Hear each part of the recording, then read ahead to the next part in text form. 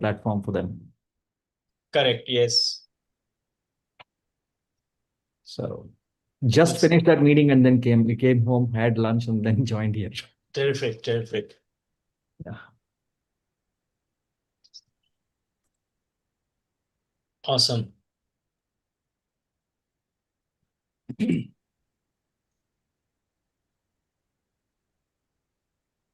I'll just connect my laptop to a bigger screen so that I can see this on a bigger screen and then. Sure. Sure.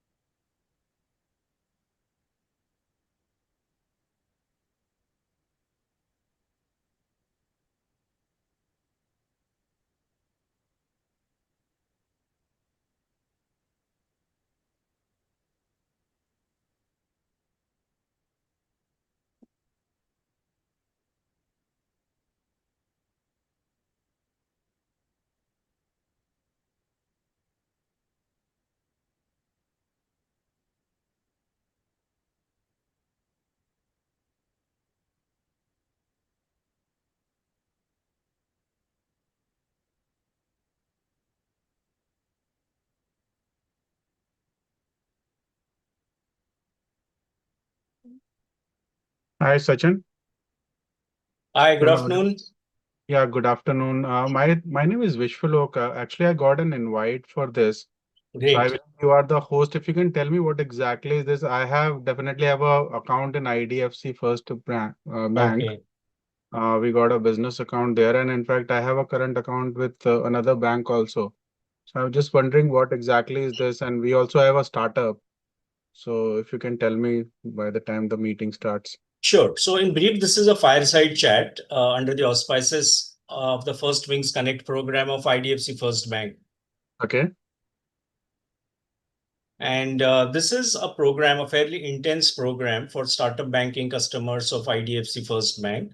Okay. And what we have every month is a fireside chat where, apart from the fireside, four founders also present. Obviously, the founders who have gone through the fairly intense 1 month long program.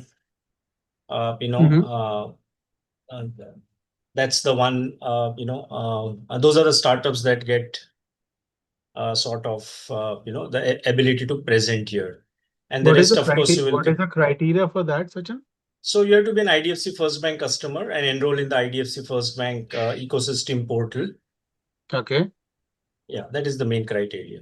And obviously, you have to complete the program and then be eligible for a presentation such as this. Okay, great. I'm a IDFC first customer. In fact, my startup got Awesome. I would shortlisted. recommend Vishwalok, since other folks are joining, what we could do is take this offline.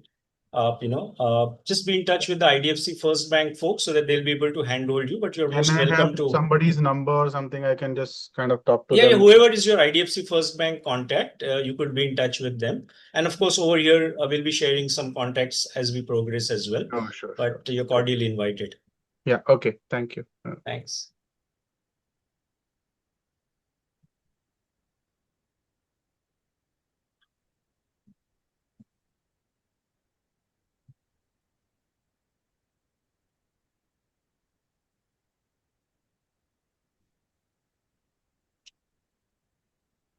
By the way, Sachin, we are also now nominated to Forbes 200, yes, 200. Awesome. Congrats. Thank you.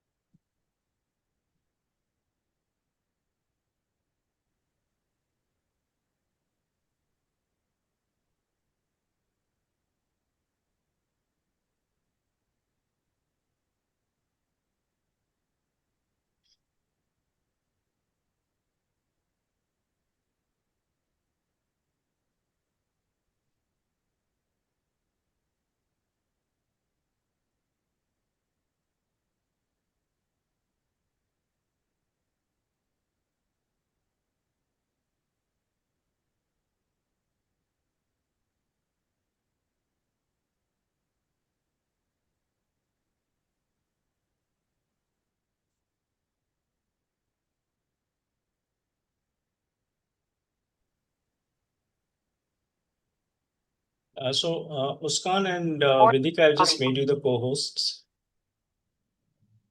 Okay, sir. And Priska as well. Yes.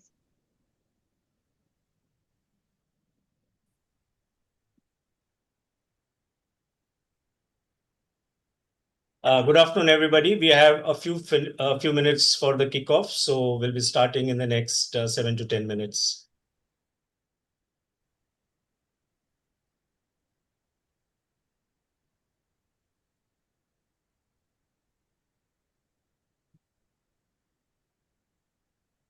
Hi, Bhavesh. Good afternoon. I can see you just joined. Hey, Sachin. Hi. Good afternoon to you.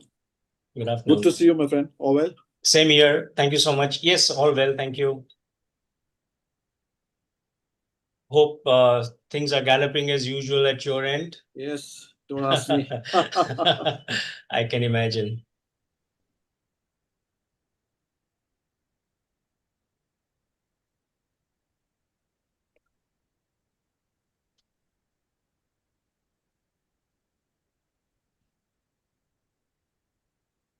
Sachin, we're going to take 5 minutes to start, is it? That's right. Yeah, we'll start at around 4. Yes. We still have a few minutes. Just take 2-3 minutes to come back and. Sure. Absolutely. Yeah.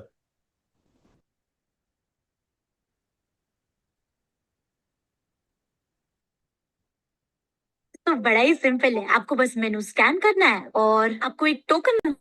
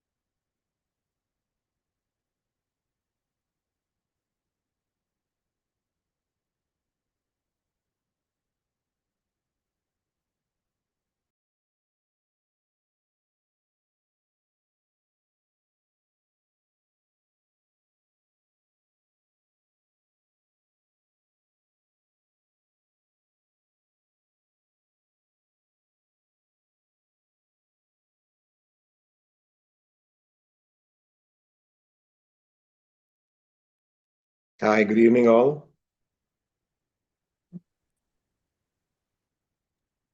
Hi, Cherish. Good evening. How are you? Super, sir. Great.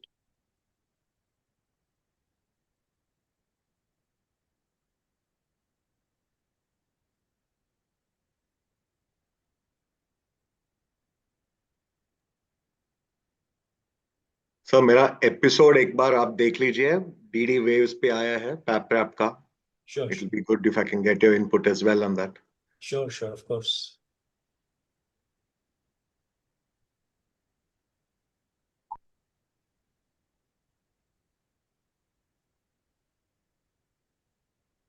Hello, Mr. Cherry, sir. Hello. Hello, how are you doing? Yeah, hello. अच्छा lift में डाला ठीक है मैं डालता हूँ lift में। Hi, good afternoon and good evening. I would request those who are not speaking to be on mute so that we can start the proceedings. As people settle in, and as they say in the virtual room, there could be some folks who are still parking their vehicles in the parking lot. We are going to have 2 short videos, that kind of share the amazing work that IDFC First Bank has been doing. So Muskan, over to you. If you could play first the a smaller video and then we go to the bigger one. And for those of you who do not know, you would soon realize that Mr. Amitabh Bachchan has graciously consented to join this session, and you will see how.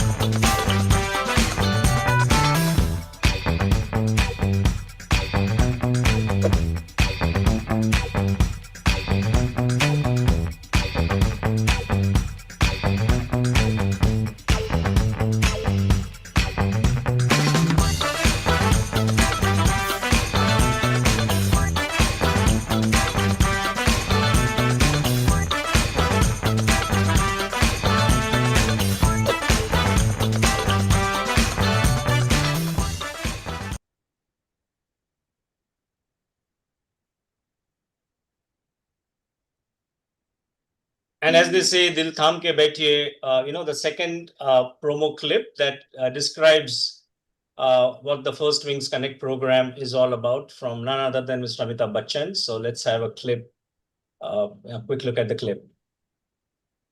इनसे मिलिए a budding entrepreneur. बंद कर दे video पे ना video में इनके पास आज एक सॉलिड आइडिया है मगर सर इस सॉलिड आइडिया को एग्जीक्यूट करना बहुत टफ यस लेकिन अगर पार्टनर सही हो तो सफर आसान हो जाता है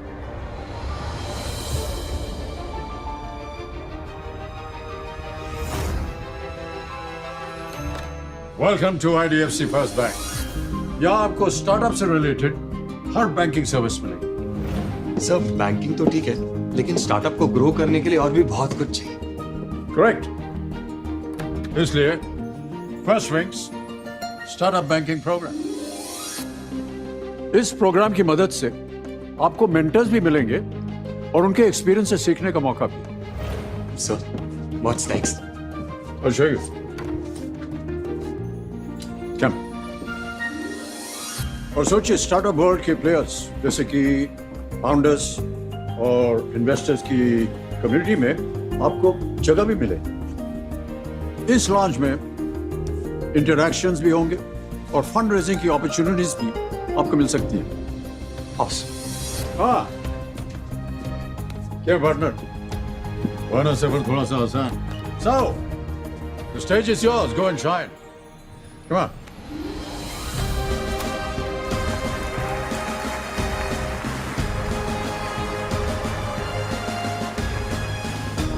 First Wings Startup Banking Program by IDFC First Bank. The plan for your plans. Great. Thanks so much. And once again, a warm welcome to all of you. My name is Sachin. I'm the founder and CEO of the Great Unicorn Hunt. It's our pleasure and privilege to be the program partners for the First Wings Connect program of IDFC First Bank.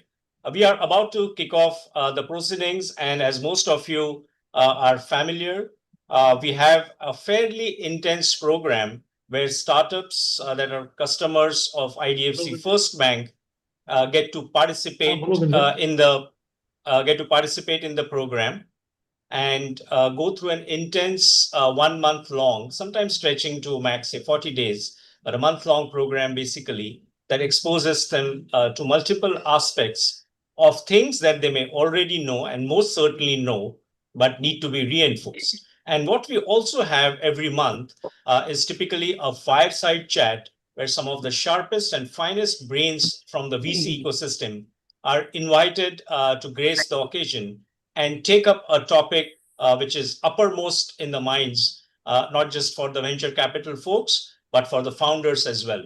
I'm very happy to share that for today's session, we have Mr. Vishesh Rajaram, who's the managing partner of Special Invest, and Mr. Deepak Gupta, who's the general partner at WH Ventures, who have graciously consented to be the panelists for today. A warm welcome, Vishesh. A warm welcome, Deepak. Thank you. Deepak, very nice to see you here. Yes, Vishay, it's been a long time. But Likewise. and thank you, Sachin. Yes. Thank you very much. At this stage, I must quickly make it a point to share with some of those folks who are joining for the first time that the First Wings Connect program is specifically designed for startup banking customers of IDFC First Bank. And today we have another sort of addendum, in fact, perhaps the star attraction as well in a way, where 4 founders are requested to present right after the fireside chat. But it doesn't stop here.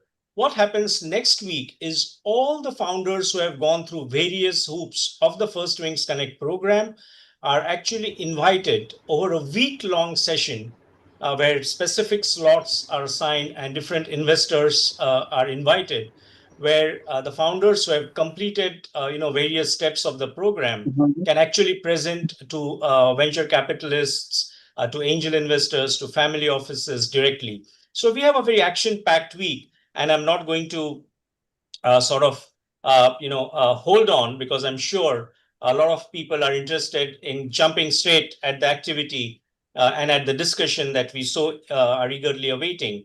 And for that, I would like to welcome Mr. Bhavesh Jatania, who leads the startup banking vertical, and as the head of the startup banking vertical has been responsible largely for the massive strides that IDFC First Bank has made in the startup vertical, in the startup domain. Largely, and in spite of the fact that IDFC First Bank was a relatively new entrant, it has, like I mentioned earlier, accomplished some fairly ambitious, audacious milestones. And I'm going to request Bhavesh to take the show. A brief introduction about Bhavesh. He heads the startup banking vertical at IDFC First Bank. He's a CA and a CIMA UK topper with more than 25 years of leadership experience in various segments and across various leading financial banks and institutions. Bhavesh, a warm welcome to you, and the stage is set for you to set the context for the proceedings. Thank you, Sachin. Really appreciate that introduction, right? And thank you, Deepak and Vishesh, for being part of the program. Really appreciate your support in this regard. Vishesh, I think we have some Vishesh relations up there, right? Because we have been colleagues in one of our earlier organizations. So additional reason for us to connect separately and exchange notes, right? Vishesh, I hope you're there. Very much here, and I know what you're talking about. I look forward to that. Yes, I have some old banking connects from my life. Yes. Perfect. Fantastic. So look forward to catching up, and thank you again, both of you, for being a part of the program. And thanks, Sachin, for that introduction and adding new segments to this program. So let me quickly, my job's typically here to set the context and give you a sense of why we do what we do. And what we do is certainly, and there's been a long list of things that we do, which is different from what we have seen banks do, at least in India, right? And that includes all kind of things that we do to support founders at an early stage, right? And we call this a founder success program, and everything that we do under this founder success program is a step in that direction of helping founders at an early stage to succeed, right? Be it a Leap to Unicorn program, which is an open market program where we seek early stage founders to join in, groom them, and essentially take them to the investors, which is a media backed program, right? Or say a First Wings Connect, which is largely meant for IDFC First Bank customers, help them essentially gain knowledge and get connected to the ecosystem in this program, and hence move ahead in their journey. Or be it a lounge, which is a physical point where people congregate, right? Startups come, meet their team members, startups come, park themselves while they're meeting for investors, or come and organize events there. So there's a lounge that we created in Koramangala, Bangalore, which is a startup lounge, a very unique, very unique place where startups and ecosystem people come and meet, and that's what we saw. So let me give you background of why we do what we do. So as you all know, IDFC Bank is a digital first new age bank, and our focus on the business banking side's been on tech entrepreneurs, right? And when we say tech entrepreneurs, we're not looking at just tech entrepreneurs who made it big in the system, but tech entrepreneurs who are also making an attempt to make a difference to the system, right? Starting their business, trying to build their business with an idea that they have, right? How can we help them essentially again gain knowledge and get connected in the space, right? That's been our endeavor, and what we do in this space, since we are a digital first bank, right, is we understand the digital needs, obviously, right? But going beyond digital needs, people speak about going beyond banking, and we said when we're talking about going beyond banking, we're not just restricting ourselves to some discount coupon somewhere or some special privileges in one of the ERPs and kind of stuff. We said we want to go out and do real stuff which actually can help founders, right? And with that, obviously, the First Wings Connect program or First Wings program as a whole, which is a founder success program, kind of evolved. And as we started off, this is our, I think, 8th edition, if I'm right, 8th edition of First Wings Connect program, which is the 8th month program that we have. And as we go along in every season, we have introduced new segments which actually support founders at an early stage. I hope this program's been useful too. We know we claim that we are perfect. This is a journey to perfection though, right? As we all endeavor to do that. And we would look forward to your feedback, how we can make this better and support you in your journey, right? Thank you again, Sachin. Thank you, Deepak and Vishesh again, for your support, for the support of this larger ecosystem, right? And I hope we will be able to make a difference to this, right? Thank you again, Sachin. Sure. Thank you so much, Bhavesh. And I just had an additional sort of follow-up question because I know there are some folks who join, who are joining for the first time. And what's visible and out there in the public domain are some of the fantastic initiatives, whether it is Leap to Unicorn with CNBC TVA team, whether it's the Economic Times partnership for the ET Awards, and of course the fabulous First Wings Connect program. But what many people do not know are the massive strides you have taken in terms of numbers, the book building, the accounts that you have so speedily acquired. Do you want to throw some light on that, Bhavesh? Sure. Sachin, since you mentioned about a couple of programs, let me just quickly add one more to that. And people are going to see we being associated with one more startup-focused program very soon, which is going to be on mainstream media and on OTT platforms, right? Again, our endeavor to take this effort to tier 2, tier 3, that's been our approach. While we know people in larger cities have access to multiple such initiatives, in smaller places, people have limited initiatives. So I'm not revealing the name of the brand at this point in time, but that you would see, and hopefully by next month when I am back on this program, I should be able to reveal the name and speak about our association. We will also come back with the dates of those screenings now, or those television episodes when are they going to be screened, right? Let me quickly take you through the numbers. The whole idea is that we take a bottom-up approach, associate with startups at an early stage. And when we were talking about this, a lot of people came back and said, you know what, the meat is at the other end of the segment, right? Which is where most startups have kind of evolved, which is where the meat is. And why you're taking a bottom-up approach, right? You would hardly make money there, right? And we believed, however, in our philosophy of being working along with young founders and growing, right? And we created this approach. Today, I'm happy to share that we had about 28,000 plus customer community, and thank you all for being a part of that community. People who have joined and who are not joined also, thank you for giving us or supporting us with your business. We are almost a $1 billion business at this point in time, right? Both in terms of deposits and assets, lendings and deposits that we have, right? So in our own right, the unit which started off about 3.5 years back is a unicorn in that sense, and the credit goes to all the customers who are a part of this initiative, right? All 28,000 customers that we have, and growing almost by about 800 to 1,000 customers every month now, right? So Sachin, that's been the journey, and my sincere gratitude for all the people who have supported us, and I look forward to supporting more and more people going forward. Awesome. Thanks so much, Bhavesh. And just to add, I think what has been catching the attention of the startup ecosystem, apart from, of course, the high visible, high decibel programs, including the one that you mentioned you're going to unveil and share very soon. Though I'm sure people on the program have got a small hint about what this could be, because the drum beating, so to say, has started, but everybody is eagerly awaiting your announcement on this subject.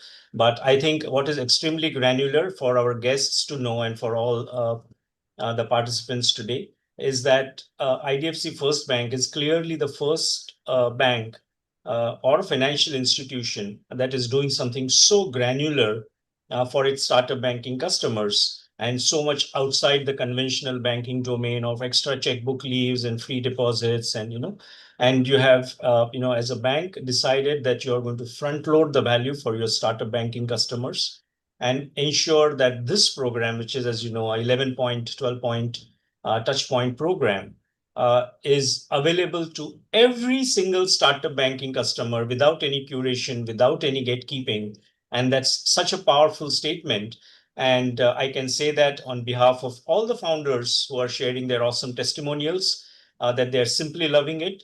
And the gratitude, I'm sure you have started seeing the reciprocation, but is also going to be reciprocated in more ways than one in the days and weeks and months and years to come. So best wishes to the First Wings Connect program and the fantastic startup banking vertical led by you, Bhavesh, at the IDFC First Bank. So congratulations. And on that note, we jump into the fireside chat. As I mentioned earlier, we have Vishesh, who's the managing partner of Special Invest. They have no qualms in admitting right on their website that they love getting their hands dirty with the early stage stuff. Vishesh has had experience in enterprise software, industrial hardware for over 12 years across India, US, and Israel. Vishesh, a warm welcome to you. Thank you very much. Thanks, Sachin. Happy to be here. Thanks, Vishesh. And we also have Deepak, who's the general partner at WH Ventures, who in a tongue-in-cheek way will tell you that the full form of WH is best not asked, and it is best left a mystery. Deepak, before he founded WH in 2017, has had rich experience in treasury, financial planning, and of course, investment banking. And as they say, they are looking for founders who can create greatness. And we are going to see some sneak preview of that, I'm sure, this afternoon. Once again, Deepak and Vishesh, as we jump into the proceedings, a warm welcome to you. Thank you, Sachin. Thanks. So, as you know, the topic has been, where is the VC smart money headed in 2005? And we are at the fag end of 2025. But what people are very keen to understand is, with the remaining months in 2025, what are the sharpest and the finest brains of the VC ecosystem thinking? What are they, sort of putting in their crosshair? And I'm going to start with Deepak with a simple question that, sometimes history can be a good teacher. And venture capital and the startup ecosystem in India is almost 20 years old. And in your assessment in the last 20 years and the fact that you have been on various sides of the table, what do you think history has really taught us in terms of the learning specifically to the venture capital ecosystem?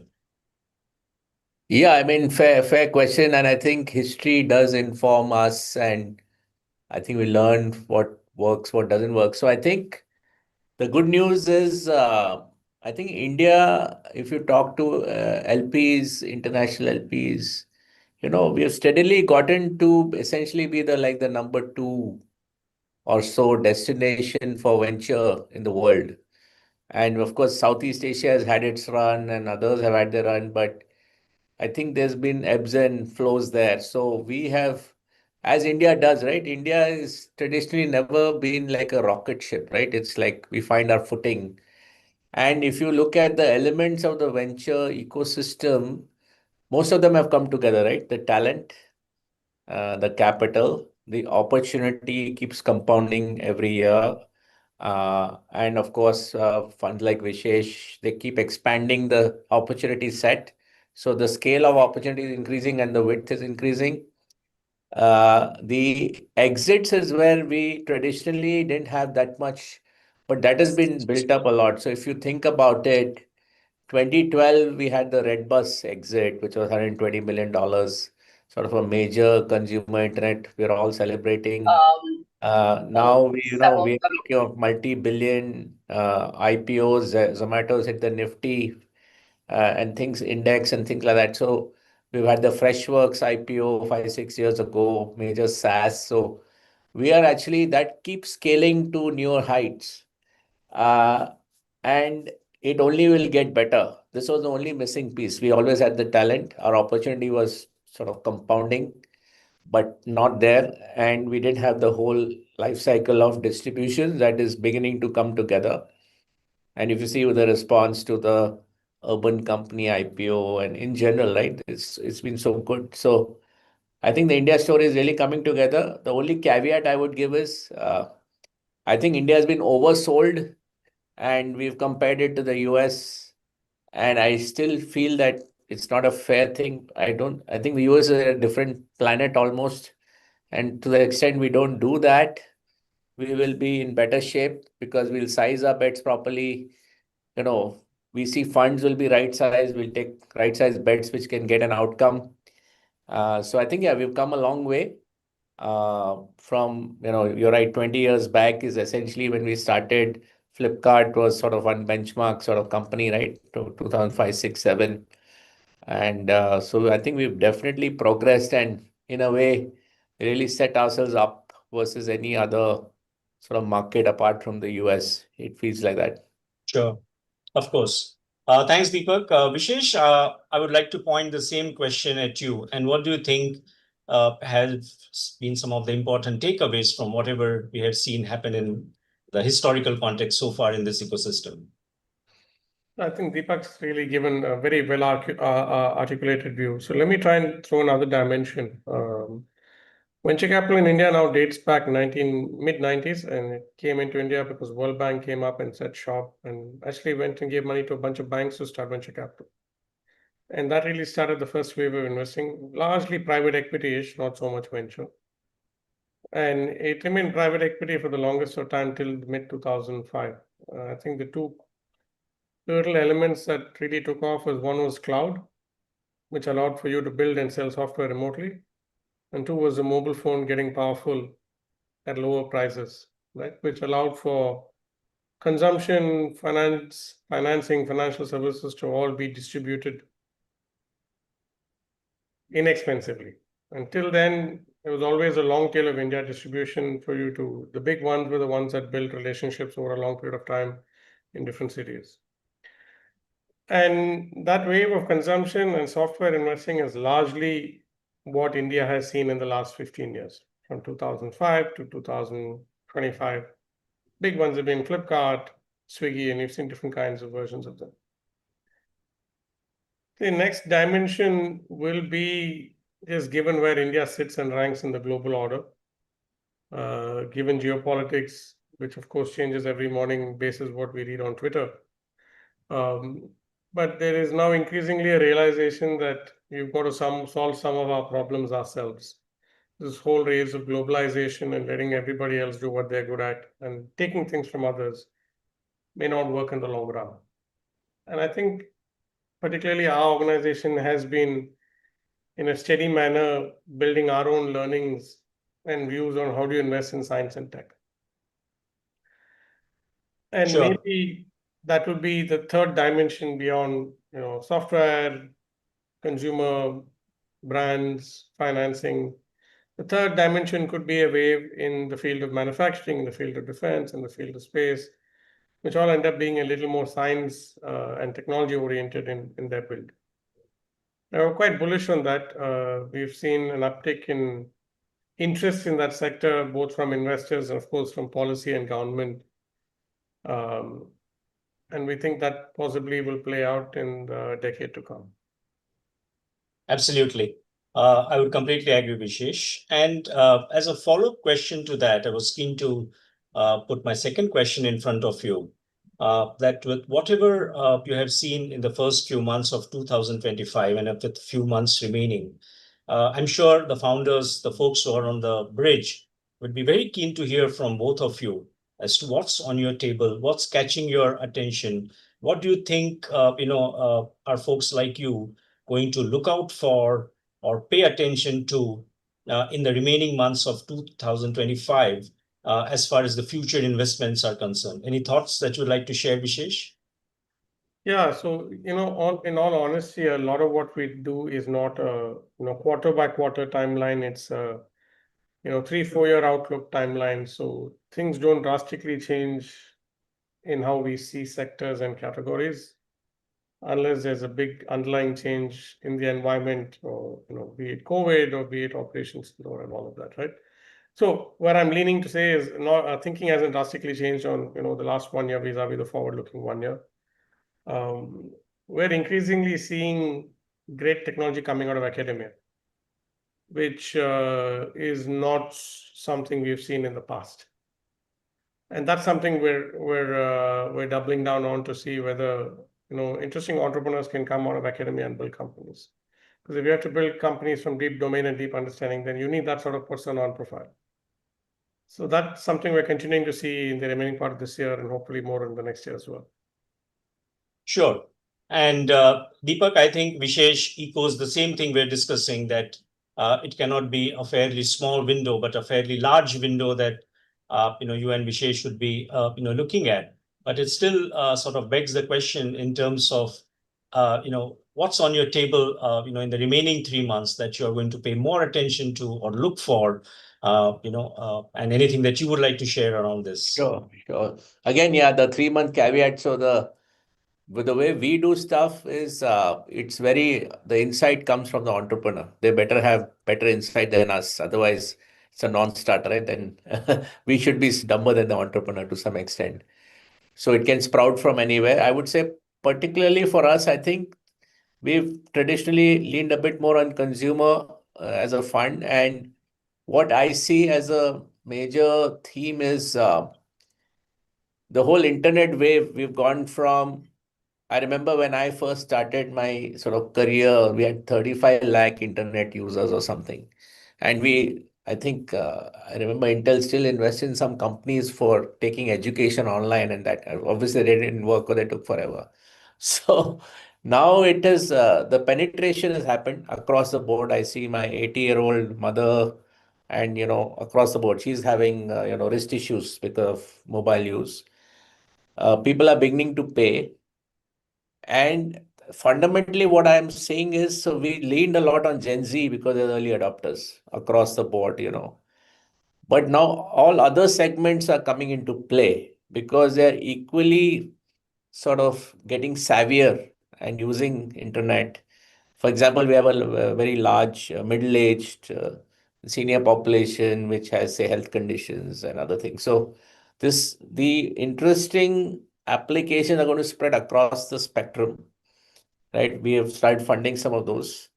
And in terms of sectors, I think for us in particular, because maybe we've not done as much, I think health is becoming important, sometimes linked to a consumerish view. So more preventative than just solving for disease, which the large hospitals making a lot of money. So these are some of the things that have come in.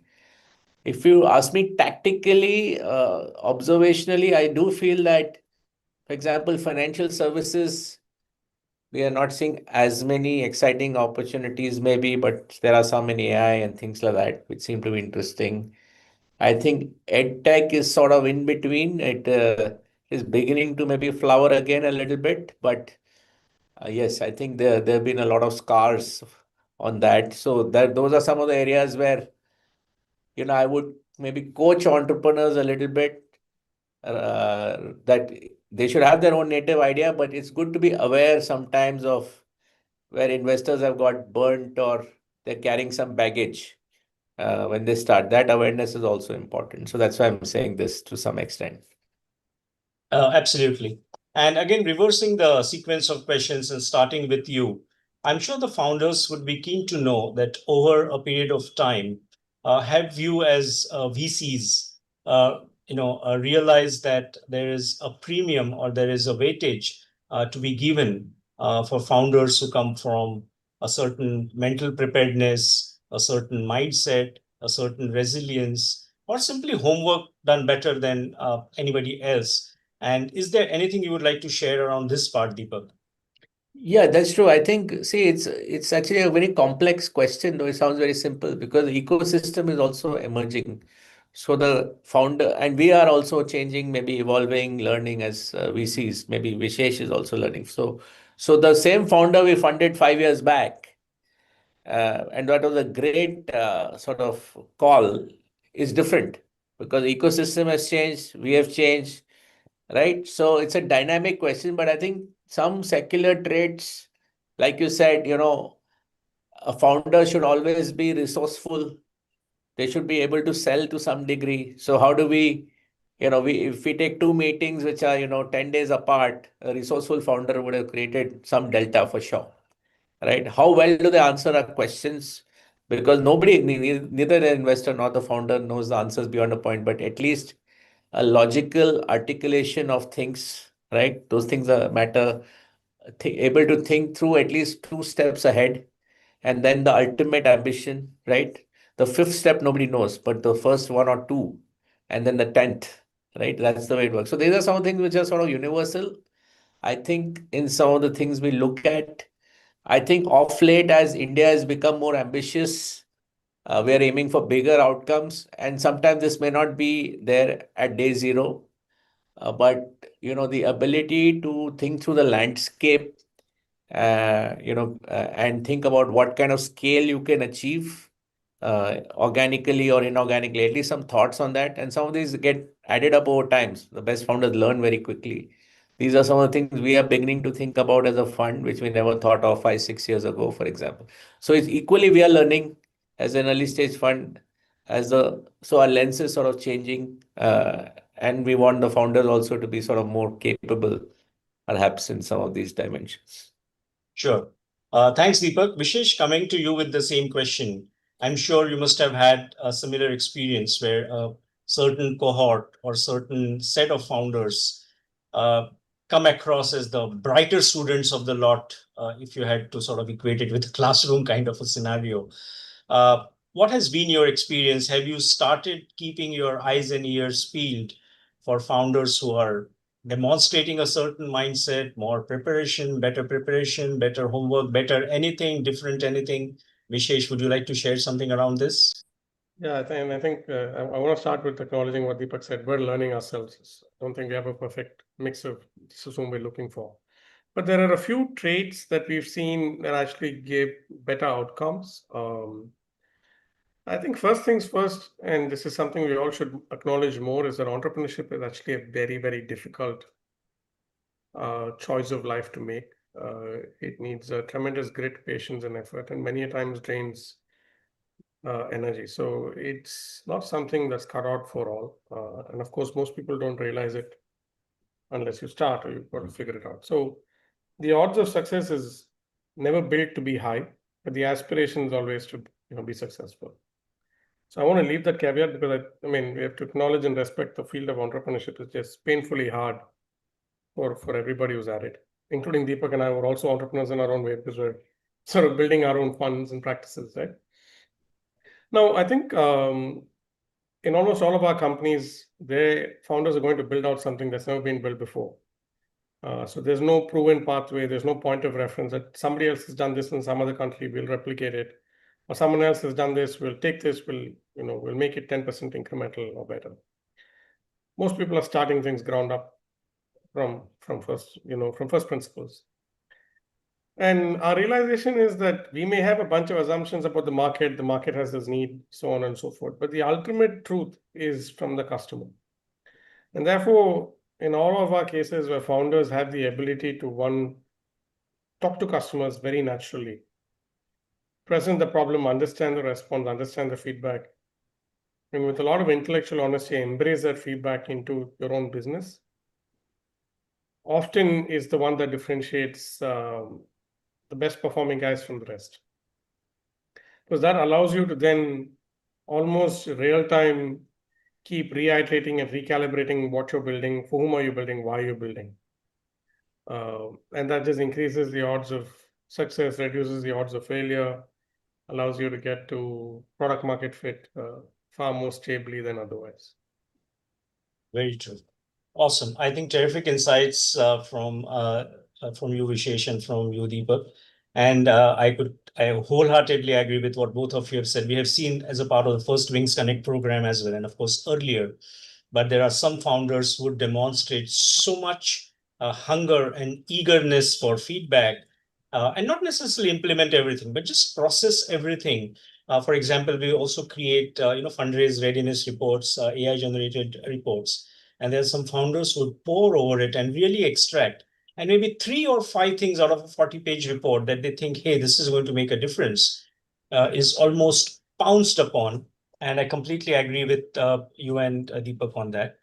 And at this stage, the next question that I'm about to ask you, Vishesh, is there's a lot of interest in the ecosystem, sometimes reflected well in a Sunday article in a business newspaper of how holding companies are the new rage, so to say, where VCs are looking at trying to see a more permanent structure can appeal to their LPs. There is an occasional piece of information where a very reputed firm would come and say, enough of venture investing, back to manufacturing, and hey, you know what? We are going to concentrate on the boring sectors and no longer speculation. And then, of course, there is an occasional whirl and a spate of articles about how everybody and their uncle is catching a flight to San Francisco, to catch the next AI wave. And as folks who are in the ecosystem, I'm sure it must be on a certain level amusing, at a certain level vexing, at a certain level worrying. But anything that you would like to share in terms of your thoughts, Vishesh, on how you see the unfolding scenario that's sort of exploding around us? I think we have choices to make on what we really want to focus on. Like Deepak and I have our respective focuses and areas to focus on that. I think our organization has made the choice of, we'll build from India for the world. We'll solve for technologies that are very non-linear, that are very hard to build, that are globally relevant, and in most cases are very geosensitive.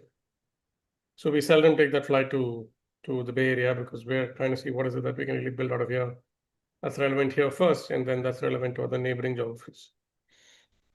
But it's an interesting time, and I think many times just history repeats itself. I know your opening question to both of us was on the history part. I think if you've been long enough in the business, which both Deepak and I have been, see Rajneesh also on the call, we've all been, I think you end up seeing these cycles play out every 7 to 10 years. So sometimes you just have to step back and let itself play out and be very patient about what you do. Very true. Deepak, your take on this, please. So I think there are 2 buckets. So one is things which are evolutionary to the ecosystem. So setting up sort of permanent vehicles, etc., is a natural evolution, right? Because our startup IPO market is deepening. People want to hold their shares, like Elevation has bought shares of Urban Company again, because they really believe.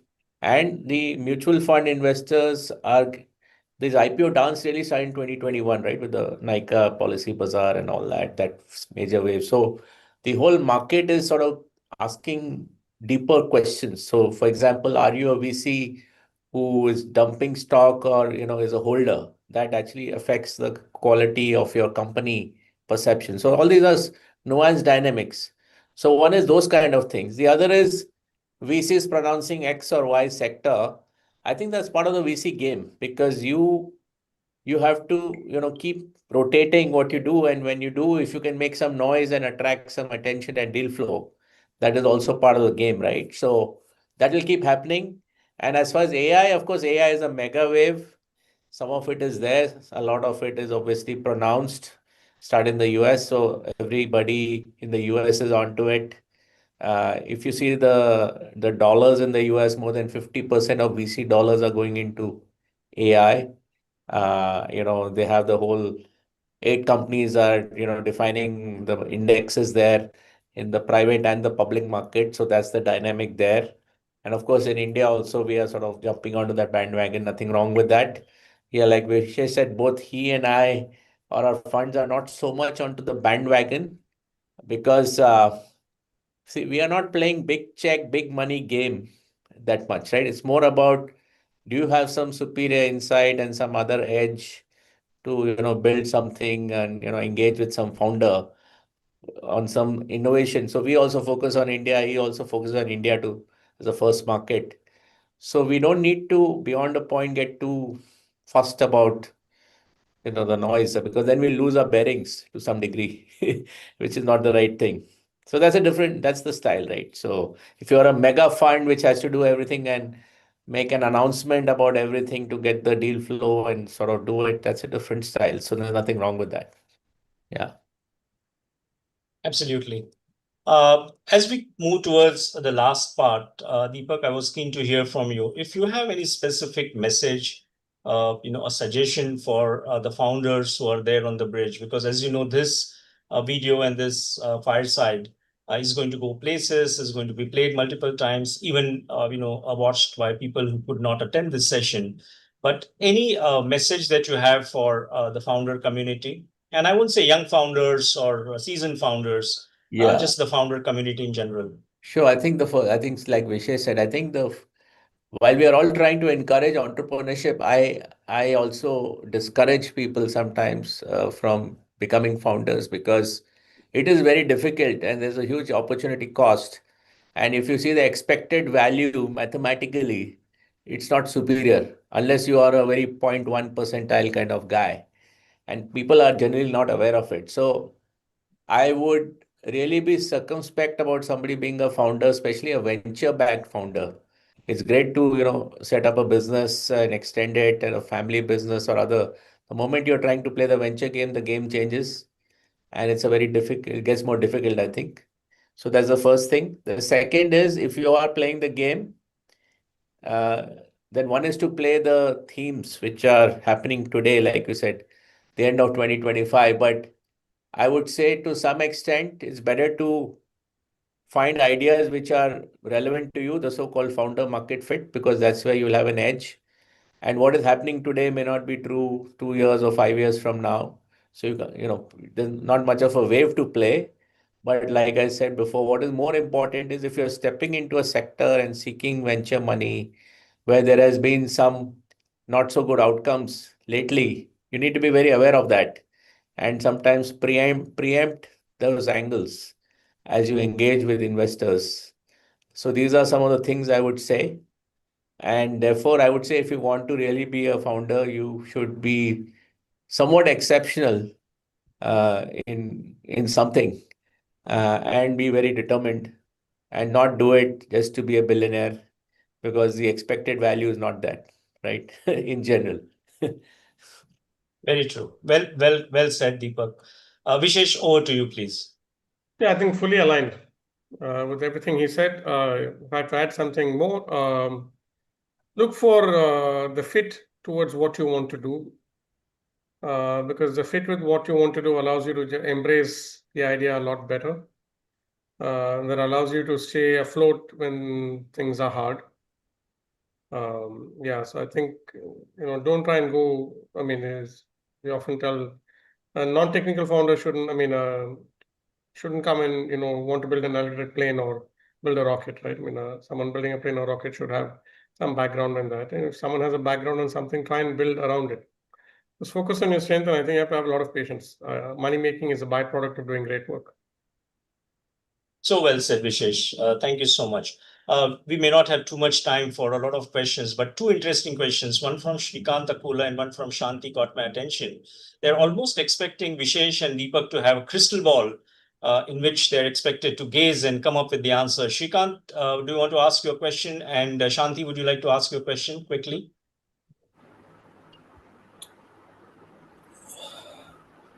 Hi. My crystal ball breaks every time I look at it, just for the record. Hello. I'm Shrikant? sorry. Okay, sorry, Ashanti, go ahead. Okay, please go ahead. Hi everyone. So constantly I'll be talking to founders who are looking for funding. Recently I came up with my own venture called Leonora Advisory LLP. So I've been met by a founder the other week who is very passionate about having these AI-based collars for animals. And that extends, his dream extends to even stray dogs where their movements will be monitored, right? I would like to know from all the experts, like, what do you think, at least in one line each, or maybe Vishesh can take over, or Bhavesh ji or Deepak ji may take over and tell me about how do you look at this animal, or, I don't know what they call that sector yet, but I would like to call that maybe vet, health, tech sector. So please share your insights about that, because we are seeing an increase in animal lovers nowadays and so many concerns for public life when it comes to stray dogs and stray animals and sometimes wild animals in small towns. So please help me with that. Great question, Shanti. Thank you so much. Your question is, before they get short, is there anything we can do, with those? But over to the experts. Yes. Over to the experts, Vishesh, Deepak, Bhavesh, if you'd like to take a jab. Clearly not an expert in this, so I have to first give a disclaimer. I think the pet care industry is fairly large. So I think if you're focusing on providing this sort of a service for someone who has a pet who's taking care of it, I'm sure there's a paying customer. I'm sure there's a business to build. If you are sort of looking for general good, then I think you have to look for a foundation to back you up to be able to do it. I don't think that will be a business in business. It's definitely an act of greater good, which you may need a CSR or a foundation to back you. Sure. Thank you. Thank you. Deepak, anything you would like to share around this? Yeah, I think I've seen some of these. My impression is, so while the pet care industry is definitely growing in India and of interest, and we've been looking at it, I think this kind of product, I don't know if it's natively an India first product, because there are products like this in the US, the propensity to pay is much higher. So can you optimize and create something specific to India? I would have some doubts on that, right? Where the product is actually competitive or compelling. You should then go for the more advanced markets and benchmark, like we've seen this ultra human kind of situation, and really play that game perhaps. For this is my first instinct. And yeah, the whole greater good thing is useful, but yeah, then it can't be only venture backing, right? So that's my first impression when I hear this. Awesome. Thanks so much, Vishesh. Thanks so much, Deepak. Shanti, you might want to look up psychiatry for dogs, which seems to be the new trend in US, where they analyze barks of pets to figure out whether the dog is depressed or elated or happy or moody. But that's a topic for other discussion. Does that work for spouses as well? The jury is still out on that, but I'm sure there will be some research around that. Shrikant, if you want to quickly bring in your new age B2B marketplace question. Yeah, thanks for this opportunity. And this is Shrikant, the founder of ShootChain. There are a couple of questions briefly I would like to ask. One is on the new age. What is the kind of opportunity size in the B2B marketplace, new age kind of products? And what is the interest levels of the VCs on this space? While there are companies are bleeding, want to understand the VC's perspective. That is number one. The other thing is, does the VC's interest are changing towards more deep tech, like space tech, climate tech, space tech kind of thing, while they're this kind of aggregated solutions, or it's a kind of outdated. Want to understand these kind of perspectives. So let me answer the first part and maybe Vishesh can answer your second part. So B2B, I think there was a wave of funding. So of course, the classic one is India Mart and stuff, which was 15, 20 years back. But 5 years back, right, there was a wave of them funded. Some of them have obviously scaled off business, at work and the like. At the same time, in some of them, there have been some questions as they had to IPO on the sort of viability and working capital. So we then entered a bit of a consolidation phase, but there are still off late, if you look at Traction, any database, companies are still getting funded in specialty chemicals and others. And in our own limited experience, some of the ones we funded, they are actually executing quite well, getting the demand. So it's not that the sector has not worked out, it's just that it's not brand new. So you will have to articulate, what is the specific play there, and also see whether those kind of plays have been funded or not. To some extent, it's not a winner take all. Some sectors are very large. So it's possible that there can be, 2, 3 companies which sort of get traction there. So yeah, by no means is B2B sort of dead or something like that. Marketplaces, I think VCs have also learned if instead of giving revenue multiples, they start looking at gross margin and working capital and all those the more nuanced things. So it is very much on the table. Now, on the specific opportunity, I cannot tell you. You should have the insight as a founder, right, as to what is compelling. It can't be that you decide, I'm going to do B2B and let me choose from 17 things, because then you will not have the founder market fit. Let's call it that. On the deep tech and all, I'm sure Vishesh can answer. He's a flag bearer on some of those things. Cross bearer or flag bearer, I don't know, but yeah, we're at that. So I think if I were to sort of add on to what Deepak said, Indian market is very large. You will have, and the VC and the investor ecosystem is also now fairly maturing, if not mature already. And I think everybody has picked a choice of strategy and sector that they would want to focus on. I don't think everybody will focus on just one sector. There are B2B investors, there are health investors, there are investors that invest in brands only. There are investors that invest in retail only. There are investors that invest across the stage. Someone like us have made a choice that will invest in science and tech, right? So you are increasingly seeing more specialist funds that will come up, and each fund will have its own specialization. That does not mean that nothing else will happen, right? I'm sure everything. India is a large enough market that you will have disruption happening in all levels, in marketplaces, in financial services, in consumer and brands, in science and manufacturing, in space. So we have more to see on that. I don't think it's a one trend, one sector, one market journey. That's not what India is. Absolutely. Couldn't agree more. Thank you. Thank you so much. Thanks. And Rajneesh, I don't want to put you on a spot. Maybe in the next session, we would want to invite you as a panelist, and have a dedicated, session with you. But any quick take on the questions on the future of either the pet dog space that Shanti was referring to, or the B2B marketplace? And I know I'm putting you on a spot, but if you would just like to share a quick thought there. No, you are definitely putting me on the spot, Sachin, but thanks so much. Thank you so much. So, of course, like everybody else said, the pet care industry is large. I think in the Indian context, I would put another filter on this to say, look, what is a must-have in the pet care segment, and what is good to have, and what is affordable. And therefore, I will probably go with what Deepak has said, that look, the affordability and the, is this something which is a must-have? That filter, does that apply? And, will this mean a smaller market? I think I know, Shanti, who you're talking about. I've met that founder, very passionate, no doubt. But I think the market for this could be small. Again, this is just a guess, right? I mean, we all guess here. That's what VCs do. Mostly some of our guesses go right, some of our guesses go wrong.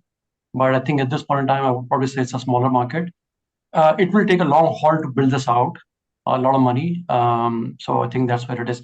if it came for, let's say, I mean, things could completely turn if this was, and to provoke this, if this was 500 rupees or 1,000 rupees, right? Then it's a different thing altogether. But I think also determined by what the BOM and what the what the end price for the customers is going to be. Agree. Thanks so much, Rajneesh. And like I said, it's a promise that we would love to have you on one of the future editions. But thanks so much for jumping in. At this stage, we come to the next part of the segment, which is eagerly awaited by founders who want to show, the amazing stuff that they are doing, the progress they are making, the things that they are grappling with. And we have founders who are ready. Each founder would be given 8 minutes to quickly present his or her startup. This is not an investment pitch, more of a disclaimer that I wanted to bring out, but a founder presentation, as we call it, where within 8 minutes, the founder is expected to share at least the key highlights of the pain points they're grappling with. Is there a specific solution or a value proposition they're bringing, the upsides that they have? And for this, we have Actuals AI, Paprap, and Krishi Raftaar who are going to present. And all of these, needless to say, are IDFC First Bank customers. They have gone through the First Wings Connect, have hungrily absorbed so many inputs that are coming their way, have gone back to their drawing boards, brainstormed, and have shown exactly the metal that founders are made of. And without further ado, Saurabh from Actuals AI, if you're there, I'm going to request you to take the stage and share your screen. Saurabh, are you there? Yeah, I'm there. I'm here, Sachin. Thank Great. you. And as they famously say, your time starts now. Uh, Hi everyone. Hello. I'm Saurabh, co-founder and CEO of Actual AI. Just let me. Yeah. So I'll quickly take you through the pitch deck. So quick introduction about me. So I've majorly spent my time, all my career, 10 years of experience with working with. Initially, I started with Blink Grow first. It became Blink later on. And then I worked with Ather Energy for 6 years, 3 years with Blinkit, 6 years with Ather Energy, and that's where I was exposed to data, and I spent good amount of time with data and understood the problem which we're actually solving through Access AI. Now, what Actuals AI is about. So Actuals AI is a unified, it's a full stack unified platform which brings the database management, data exploration, and the AI and AI together in a way which eventually helps people to not to be dependent on the data team within the organization to build their own story despite they do not know the coding part, right? And how we actually make this possible. This is what is unique about Actual AI. We are actually not solving the prompting and prompting on the data. What we are solving here is building a semantic layer, which we call knowledge base also. Now, semantic layer is something which eventually is a contextual or a translational engine sitting on the data and expedite the learning of your language model in such a way that if I am a non-tech user, if someone is a tech user, or if someone is from marketing or sales, it can the model can understand the context, model can understand the slang, the terminology of what is being asked, and it can return you the validated expected outcome without AI getting hallucinated, without AI giving you wrong answers, right? So the problem which we are solving is many organizations are actually like struggling like many organizations are struggling with managing their data. Like typically the hierarchy works in a way where there is a data team and there are different teams, right? And when the teams are growing and the data is growing, they keep like doing the to and fro, keep following up for even smaller metrics because it becomes unsustainable to do things on Excel and Google Sheet. Now, many teams like marketing team, sales team, ops team, nobody really understand that, like how to write SQL, right? So they get in touch with the data team, and this to and fro keeps happening because the storyboard a marketing guy has to build is being built by someone else who's on the data team now, and when it doesn't come out, this keeps happening, that it eventually ends up wasting the time. It ends up elongating the end result, and they find themselves that they are already like in a soup, right? So this is a challenge which we are solving using actual AI. And solution is simple. We bring all the source data from different places, whether it's from CRM, ERP, anything, right?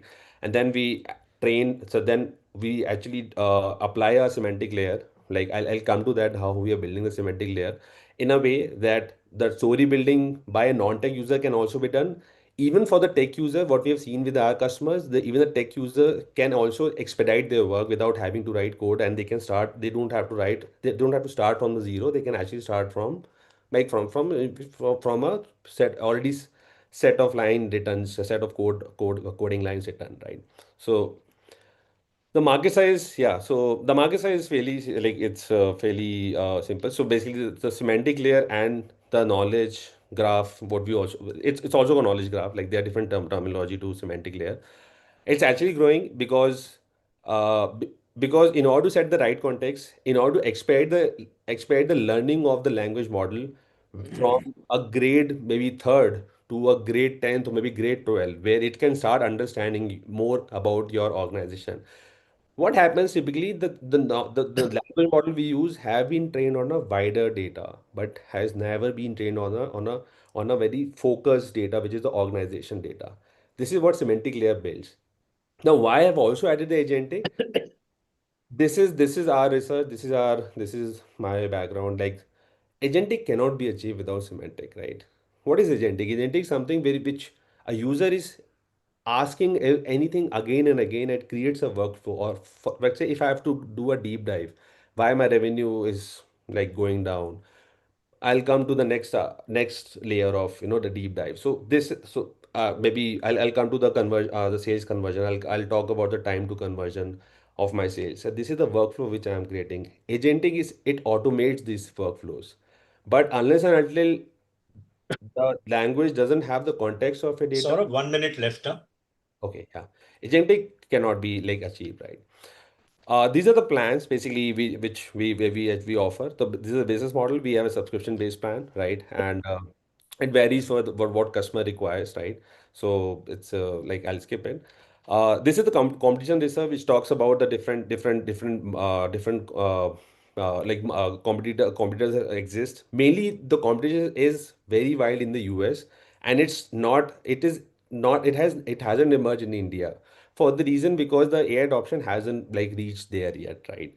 So who we are actually focusing, like, so we have actually this talks about our GTM profile, right? We are only targeting the e-commerce and the manufacturing for the obvious, because obvious reason the e-commerce has been picking up the trend, and manufacturing where even the government and everyone is focusing, right? And manufacturing also, this comes from my experience, 80 years of experience with Ather and Hero MotoCorp, and hence I've choose. Saurabh, would you like to wrap up? Yeah, I'll wrap this up. Yeah. So yeah, so I'll this I've already covered. So we have like we started last year September, October, and we started with 4 design partners, and all 5 design partners. 4 of them have already become our customers, and and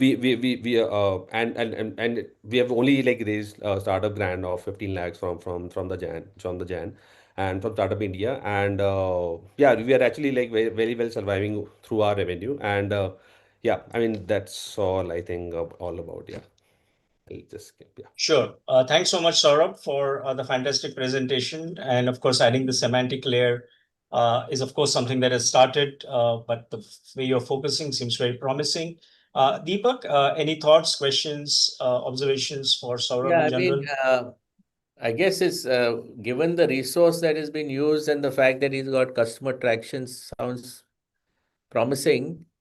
Again, the question is, many AI tools which launch in the US are also being used in India, including the likes of Harvey, and now they have specific pricing for India, right? So the question is, I saw you're getting, 6 lakhs from smaller guys and 15, 20 lakhs from larger ones. So the question, how do you make this a big business and how do you compete eventually? right? Because starting from India is fair. Maybe you validated some product, but then how do you sort of leapfrog? Because there are so many, and I don't even know if things like Glean and others also compete in this or not. But there are quite a few companies, perhaps. So that's the only thing, and which I don't understand. And I'm no expert in this. It's not that I've looked at 20 companies here, but I'm just saying that's sort of one thing in my mind, right? That, if HUL is going to give you 10, 15 lakhs, then you're not going to get beyond, 3, 4 crores of revenue from in 2, 3 years from India at least, right? That's the thing. Yeah. Great. Yeah. So to answer your question, Deepak ji, so the challenge is in solving the semantic layer it's actually a mix of a consulting and tech.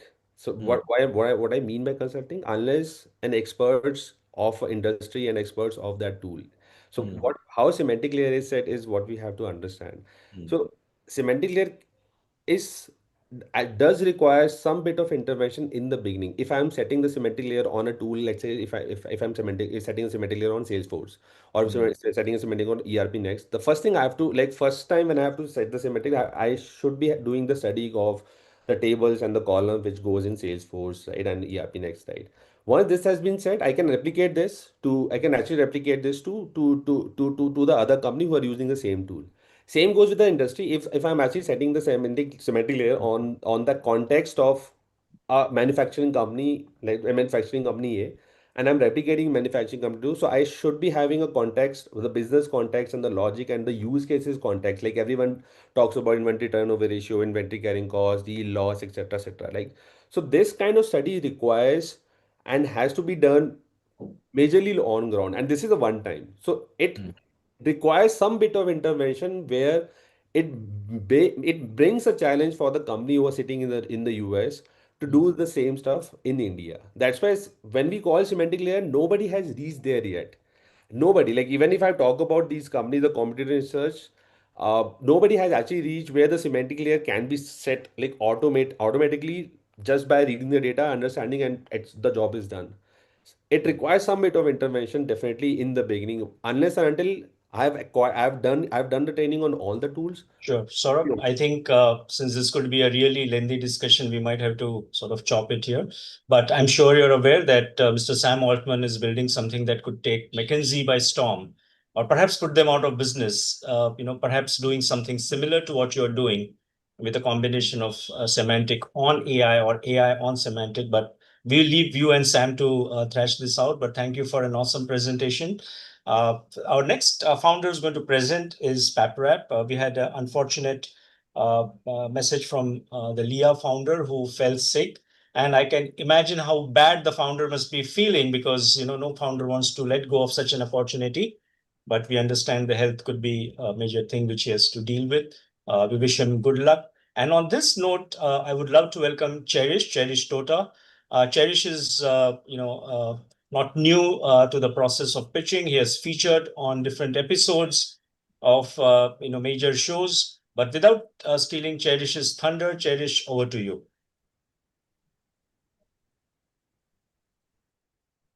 Cherish, you're on mute in case you're speaking.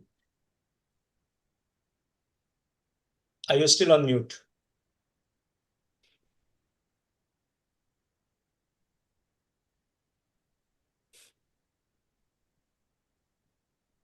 Cherish, we can't hear you for some reason.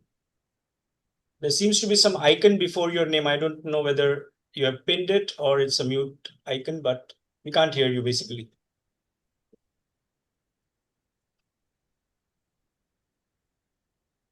So some of the smarter folks are asking whether we can pitch because one guy's dropped off. Unfortunately, and fortunately, you have to be a part of the First Wings Connect program to be able to pitch. So there are no sudden pitches. Feel free to join the program. Be in touch with the RM or the branch manager at IDFC First Bank so that they will be able to help you. I also saw a message from Hani Kitani, who has shared her LinkedIn ID, her URL, and folks can get in touch with her. But as they say, please join the First Wings Connect program and then present over here. So I think Cherish had to sort of re-log in. But till Cherish logs in, there's a quick hygiene announcement I want to make. As I mentioned earlier, between 15th and 19th, 4 to 6 p.m., 30-minute slots, 4 founders presenting, 20 slots given away, 4 founders presenting every day, a total of 12 founders. I'm going to request my colleague Muskan to share the Google form link for anybody from the VC ecosystem, super angels offices, family offices would like to join. They're most welcome. Just register your interest. It's going to be on the same link, but we'll send you the details. Cherish, are you there? Have you been able to log in?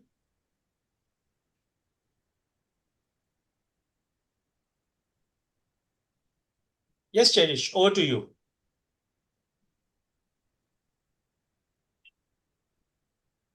Unless you want to make it like a silent movie and just show the slides and let readers take a call.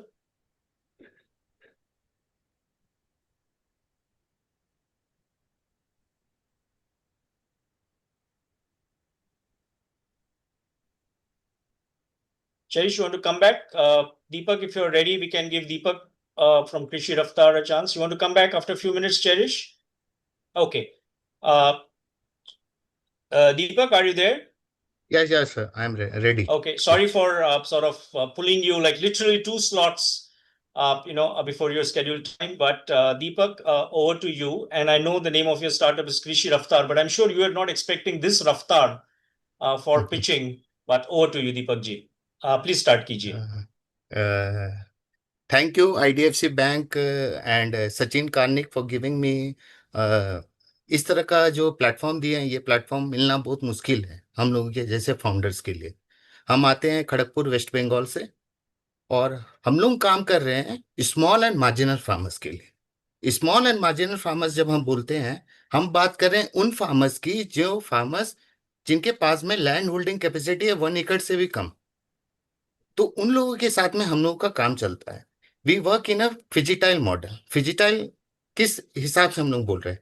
Wherever we are working in the block, we have a office, a center in that block.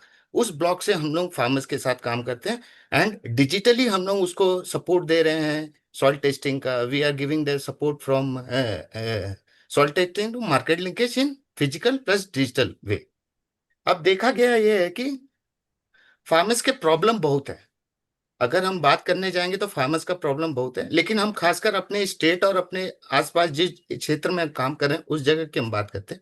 96% of जो farmers है वो छोटे और मझोले किसान हैं, जिन्हें ना किसी तरह का साइंटिफिक एडवाइस मिल पा रहा है, ना कोई क्रॉप मैनेजमेंट मिल पा रहा है। और इससे क्या हो रहा है कि उनका जो खर्च हो रहा है पैसा, क्योंकि फार्मिंग में ये देखा गया है कि to increase the income of small and marginal farmers, we have to decrease the cost of cultivation. ये किस तरह से करेंगे? और इसी चीज को हम लोग कर रहे हैं by a solution. हम लोग का पहला सोल्यूशन है integrated scientific advisory services based upon soil testing. हम लोग उस फार्मर्स को पूरा रिपोर्ट दे रहे हैं कि इस सॉइल में क्या खेती हो सकता है, कौन सा बीज बढ़िया है, किस समय आप कितने फर्टिलाइजर डालेंगे, कौन सा पेस्टिसाइड आपके लिए अच्छा होगा, या किस मार्केट में हम बेच पाएंगे। तो ये हमारा पहला सोल्यूशन उन्हें प्रोवाइड होता है। उन्हें हम लोग डायरेक्ट मार्केट लिंकेज प्रोवाइड कर रहे हैं इन विलेज लेवल ओनली। वो क्या कर रहे हैं, डेली शाम को अपने प्रोड्यूस को लेके आ रहे हैं, हमारे सेंटर में बेच दे रहे हैं, अपना पैसा ले जा रहे हैं। इस तरह से हम लोगों का सोल्यूशन बिल्ड हो रहा है, but it is in physical plus digital way. हम लोग प्रॉब्लम सॉल्यूशन की तो बात करते हैं, लेकिन इम्पैक्ट हम क्या क्रिएट कर रहे हैं छोटे और मार्जिनल फार्मर्स में। डायरेक्ट जो सबसे बड़ा जो इम्पैक्ट हम लोग देखे हैं कि उनका जो फाइनेंशियल है वो फाइनेंशियल 1500 से 2100 रुपए के बीच में उनका बढ़ गया पर क्रॉपिंग सीजन। और जिस क्षेत्र में हम लोग काम कर रहे हैं उस क्षेत्र में हर 12 महीना खेती होता है। लिविंग 3 मंथ्स मानसून के समय नहीं होता है, लेकिन 9 महीना खेती हो रहा है और वो बहुत ही अच्छे फार्मर्स हैं। लेकिन ये जो 1500 से 2100 रुपये बचा पा रहे हैं, ये सिर्फ गाइडेंस के द्वारा रिडक्शन हो रहा है। उनका कॉस्ट जो पहले जितना लगाते थे इनपुट में वो बच रहा है और मार्केट में एक प्रीमियम प्राइस भी उनको मिल पा रहा है, क्योंकि उन्हें मार्केट जाके वो जो अड़ददार है उन्हें कमीशन नहीं देना पड़ रहा है या फिर किसी तरह का ट्रांसपोर्टेशन नहीं लग रहा है। तो इस तरह से हम लोग उनके लाइफ में इम्पैक्ट कर रहे हैं। हमारा कोर जो सर्विसेज है वो है soil testing plus advisory services, plant protection and input supply bye a reputed and माने जो नामी कंपनी है उन्हीं लोगों का हम लोग रिफर करते हैं, और मार्केट लिंकेज सर्विसेज। हमारा ट्रैक्शन है, we have started from 2019, we have got a support from government of India, we are incubated in IIT Kharagpur, CCS Niam. Right now, also we are incubated in IMI of Kolkata. और इस तरह से हम लोग काम कर रहे हैं। 6 वेजिटेबल्स मंडीज हैं, एंड इस साल हम लोगों ने एक प्रॉफिट देखे हैं, लेकिन हम लोग बूटस्ट्रैप हैं। We have not generated any type of external funding, but we are running this institution from last 6 years. This is a technology infrastructure what we are creating, जिसमें हमारे मोबाइल एप्लीकेशन में soil testing farmers book कर सकता है, seeds वो ले सकता है, मशीनरीज बाय भी कर सकता है, रेंट भी कर सकता है। और एट प्रेजेंट हम लोग 3 हमारा सर्विस सेंटर है पंचायत लेवल पे, एंड हम लोग 2 ब्लॉक में काम कर रहे हैं, उड़ीसा में और हमारे बंगाल में। मार्केट तो बहुत बड़ा है, तो उतने बड़े मार्केट को हम अकेले तो सॉल्व नहीं कर पाएंगे।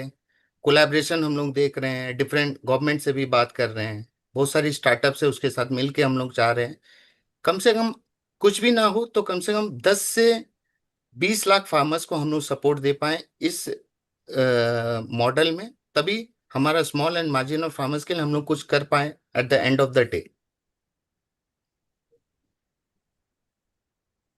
हमारा जो कंपटीशन है बड़े बड़े उससे हैं, ये कंपटीशन डायरेक्टली नहीं है, बस हम लोग इसको कंपटीशन में रखते हैं कि इस तरह से आज नहीं तो कल हो सकता है।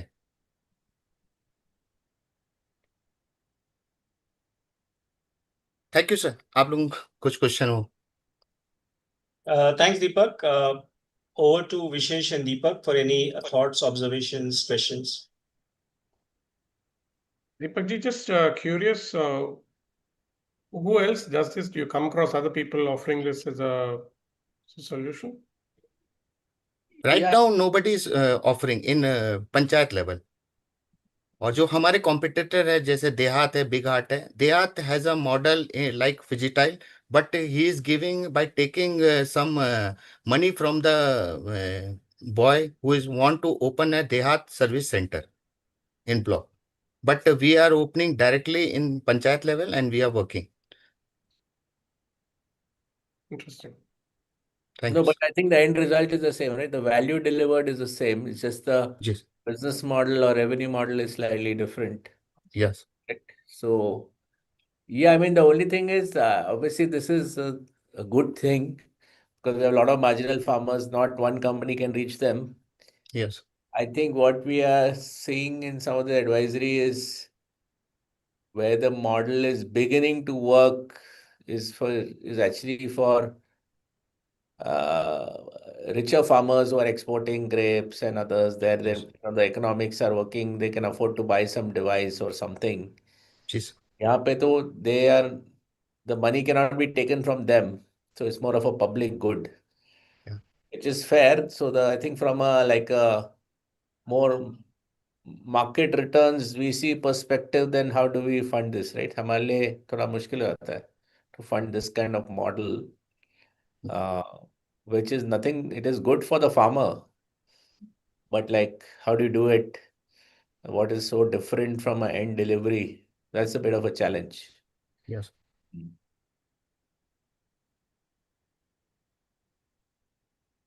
Sure. Any other questions? Not from me. Okay. I saw an audience question. We just have time for one question. If you'd like to unmute yourself and ask. Yeah, I wanted to hello, hi. ask, but then more or less answered by Deepak. The same question, how do you create this end-to-end, revenue generating streams for the farmer? It was difficult to gather revenue. You cannot charge them. So, Deepak ji, my question is, how are you creating these markets for them? Because अगर ये 1 एकड़ से कम का land है, तो आप इसको consolidate कर रहे हैं क्या? मतलब how are you proceeding with this? इनका प्रोड्यूस भी इतना कम होगा, देन वेस्टेज भी होता है, तो how you dealing with all this? Market place कैसे क्रिएट कर रहे हैं? मार्केट प्लेस ये हो रहा है कि मैडम जब वो खेती पहले करता था, जब हमारा इंटरफेयर नहीं था उनके पास में, वो क्या करता था, अगर राम और श्याम खेती कर रहा है, अगर राम 50 किलो यूरिया डाल रहा है तो श्याम उसको देख के 100 किलो डाल रहा है। अगर राम अगर कोई फर्टिलाइजर डाल रहा है तो श्याम भी उसको देख के डाल रहा है। तो इस तरह से जो कंपटीशन होता था, वही उनका पैसा उसी में चला जा रहा था। अब जिस तरह से हम लोग गाइडेंस दे रहे हैं, उससे क्या हो रहा है कि वो सस्टेनेबल के तरफ झुक पा रहा है। दूसरा, उसका जो वैल्यू है वो वैल्यू क्रिएट कर पा रहा है। क्योंकि अगर एक छोटा फार्मर अगर बात करें, अगर 1000 रुपीज का अगर उसके पास टमाटर है, वो अगर मार्केट में लेके जाके बेचता है, तो उसको 200 रुपये तो लग जाएगा उसका ट्रांसपोर्टेशन में, और 100 रुपये मंडी में बैठा हुआ अड़तदार उसको देना पड़ेगा। तो वो 300 रुपये भी हम लोग बचा रहे हैं। तो ओवरऑल उसी का इम्पैक्ट ज्यादा हो रहा है। अब हम लोग कमाते कैसे हैं? हम लोग कमाते हैं उनके सॉइल टेस्टिंग से, वो सॉइल टेस्ट करवा रहे हैं हमसे। उसके बाद में जो हम लोग उन्हें एडवाइजरी दे रहे हैं, जो कंपनीज का उन्हें प्रोडक्ट उसको उस कंपनी से भी हम लोग को एक मिल रहा है कमीशन। प्लस जब हम लोगों को उसका मार्केट में बेचते हैं एट द एंड, उससे भी हम लोग का एक कमीशन आता है। तो हम लोग इसको सस्टेनेबल के दौर पे बनाए हैं। अगर हम लोगों के पास में फंडिंग नहीं भी आता है, तो हम लोगों ने इस तरह से रोड मैप बनाया कि 10 साल में कम से कम 50 से 100 सेंटर हम लोग ओपन करें, जहां पर 50,000 से 1 लाख फार्मर्स को डायरेक्ट इम्पैक्ट कर पाए। Great. Anjit, does it answer your question? Not really, but it's okay. Great. So, Anjit, just FYI, Deepak and 12 other founders are actually going to present throughout 15th and 19th week between 4 and 6 p.m. I know my team would be there. I've allocated it to my team. They would be there. Terrific. So we have actually slots. We selected the pitch decks as per thesis. My analyst would be there to attend it. Awesome.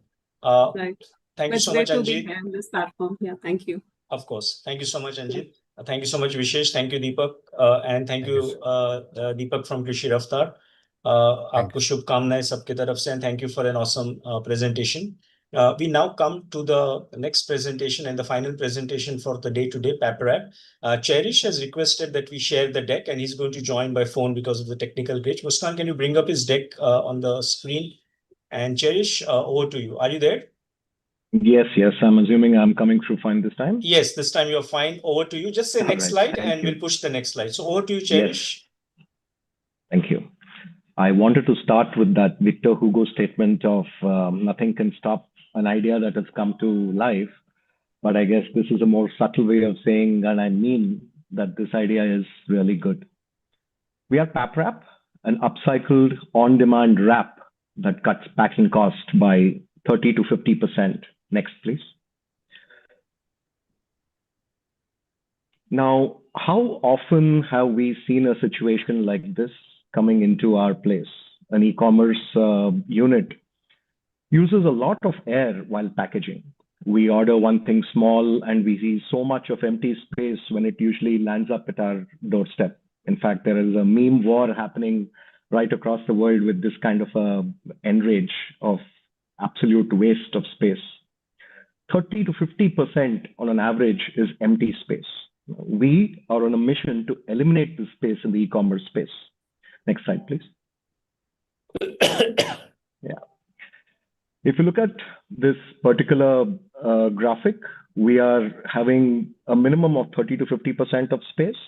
And then the empty space not just covers the problem of extra material use, but also the kind of carbon emissions used in the logistical chain. Because when you transport empty space, it's really not worth it. There should be a choice which is possible somewhere or the other. Welcome to Paprap. This is my product. There's something fascinating about a hexagon. Now, what my machine and what my solution does is that you give me old carton boxes, which are available in huge numbers in an e-commerce facilitation center. I put it inside my machine. This machine then cuts it into small hexagonal pieces. These pieces are then sandwiched between two layers of paper in equidistant format.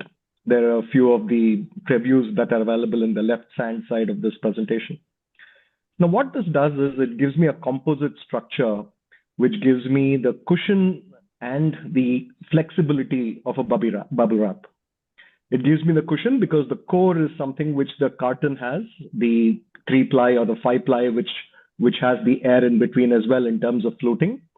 That gives you the impact protection. And if I'm able to wrap it, then I'm able to get the ease of a bubble wrap. So I have an X, Y, Z axis, which I can manage with this kind of a upcycled option. Actually, I That can't being see the the core. slide. I think it's showing me the. Okay, Oh, just just share the next slide, please. Next slide, please. Sorry. Yeah. Now, in retrospect, all the hexagonal narrative makes sense. So it has 2 layers, 3 layers. The first layer being paper, the second layer being the carton pieces, and the third layer again being paper. Now, using this as the core, I have multiple ways of taking it out to the market. I can keep it moisture proof. I can keep it tear resistant. I can keep it heavy duty, customize it according to horses for courses. So this replaces corrugated boxes almost completely. Next slide, please. So in the solution, I have the machine that cuts it into small pieces and makes it a roll.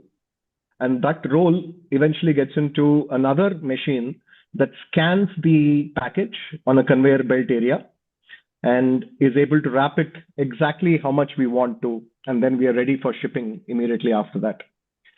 Because of this, the core benefits here are it's zero dunnage.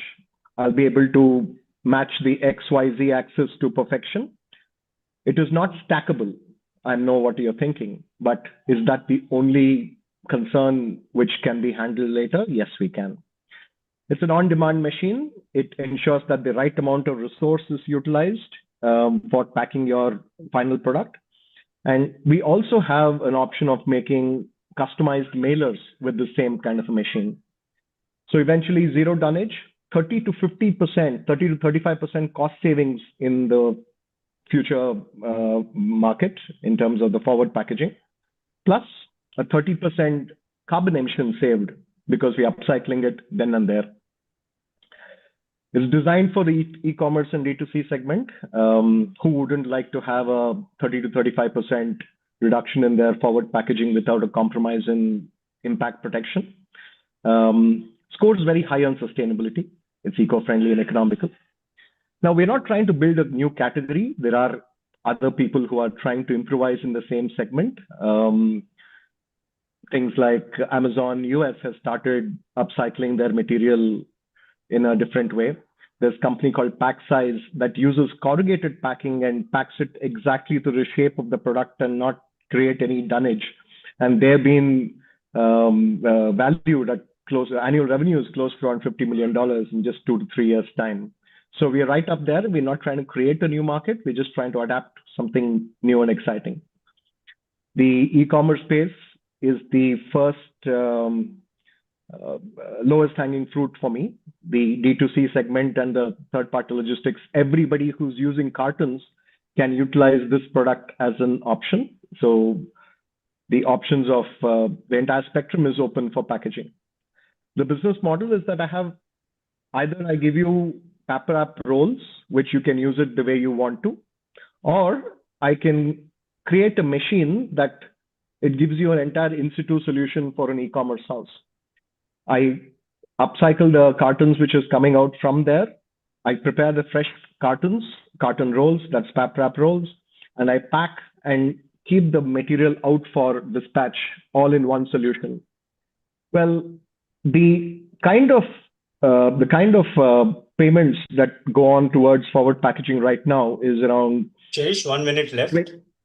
Yeah, 24 to 28 rupees per And just square say meter. next slide if you want to go to the next slide. Yeah, Muskan won't go know. to the slide next after this.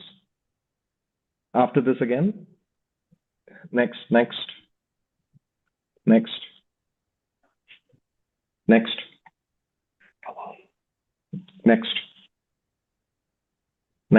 Sorry.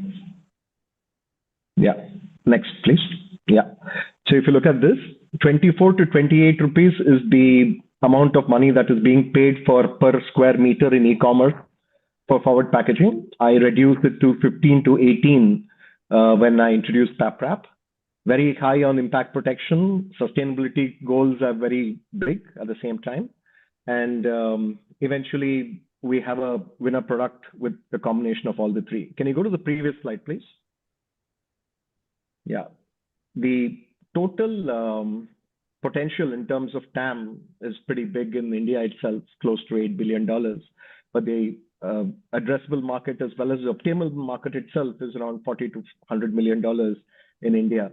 And that, of course, is just India. And this is a patented product. Can you go to the next slide, please? Next.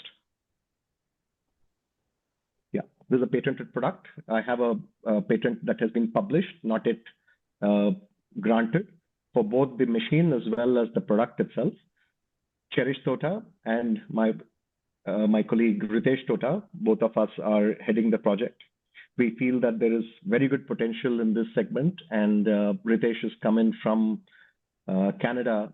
He's having a good amount of experience, around 3 to 4 years in Canada, and he saw the potential of this product, and he's come over here to take onus of this and take it to the next level. We would like to be positioned with the background as zebras and not the unicorns in this particular case, primarily because we want to be different and we want our difference to show to the entire world. The next slide, please. Yeah, our vision, of course, is you have to wrap up, Cherish. We are running out of time. Yes, the vision, of course, is very focused to eliminate empty space in every package shipped globally. Thank you. I'm open for questions, and I'm really apologetic for the technical glitch so far. Perfectly all right. Thanks so much, Cherish. Vishesh and Deepak, over to you if you'd like to share your thoughts, observation, questions, if any.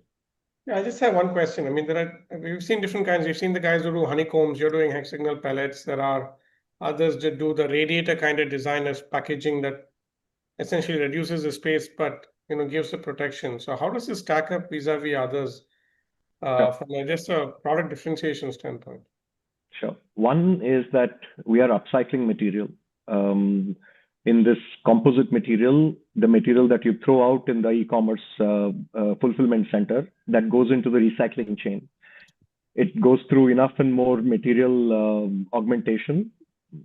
It comes back to you in the same way that you threw it, just in different forms. Here, sustainability plays a very big role. Mota and I feel that every little thing has a soul. So I'll be able to upcycle it right then and there. So I cut the entire recycling process and I upcycle it right then and there and give you a fresh packaging material. Honeycomb or any other form of packaging is virgin paper only, because you need to cut a tree for having that kind of strength. In this case, it is 100% recycled. So I can increase the number of times this material is used over and over. Stackability, of course, is the similar likes of what every other alternate of this is.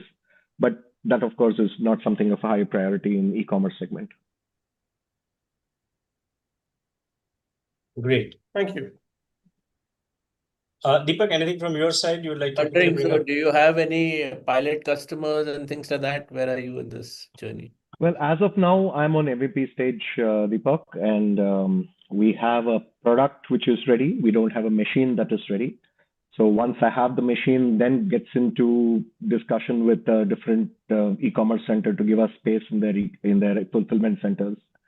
But we've been accepted. I mean, we have a soft commitment of X amount of money from Lion's Den, one of the shows that is going to be coming out very soon on OTT as well as television. We have a soft commitment from them, and based on that, as well as other places, we have started making the machine that makes the final product. Okay. Great. So since there are no more questions, we can wrap this. Cherish, thank you so much for a fantastic presentation. And we have one last segment coming up where I'm going to request Ashutosh from IDFC First Bank to talk about the services and the specific venture capital centric and startup centric offerings that they have. But before that, and not as a vote of thanks, not as a formality, but a sincere thanks, to Deepak and Vishesh for taking the time out for today's session, for sharing some simply fabulous and amazing insights coming from their rich experience and acumen. And Deepak and Vishesh, on behalf of everyone at the First Wings Connect, program from IDFC First Bank from the Great Unicorn Hunt. A sincere thank you to both of you. Thank you very much. Have a good evening. And please stay back. We just have a small segment where I'm going to request Ashutosh to take the stage. Ashutosh, over to you, please. Yeah, hi everybody. First of all, just a minute. Let me just.